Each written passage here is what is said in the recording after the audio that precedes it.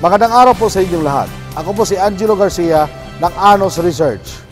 Sa pamamagitan po ng video tutorial na ito, ituturo po namin sa inyo ang tama na paggamit ng Anos Fire Truck at ng Anos Fire Pump. Sa pangunguna po ni Mr. Nilo Atchas, ang Quality Control Manager ng Anos Research, ay malalaman po natin ang step-by-step procedure ng wastong paggamit ng Anos Fire Truck.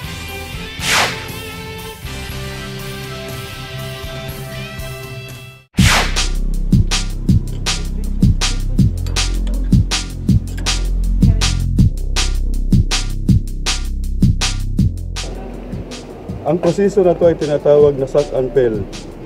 Ito po ay ang paghigop ng tubig na hindi nanggagaling sa fire hydrant. Una, isasara natin ang suction valve water from tank.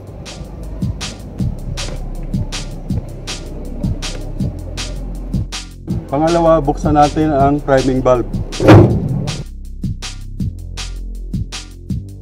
Pangatlo, buksan natin ang suction valve.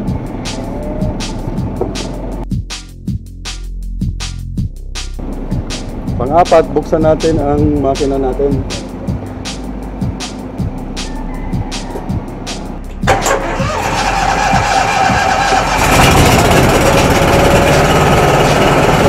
Pang-lima, isara natin yung priming valve.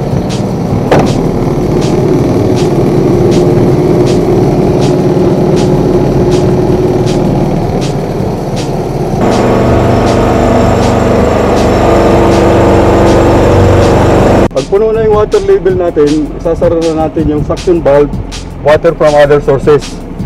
Tapos buksan natin yung suction valve, water from tank. Pagkatapos ay tatanggalin natin yung suction hose.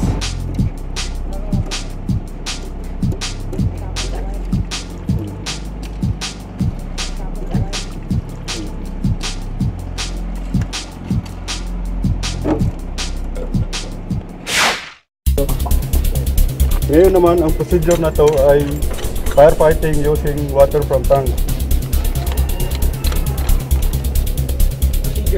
Start natin yung makina natin.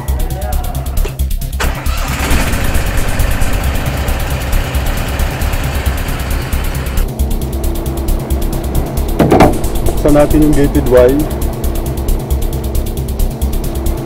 Sara natin yung discharge valve, cycle to tank. Doon na po mag-uumpisa ang pagbuga ng tubig.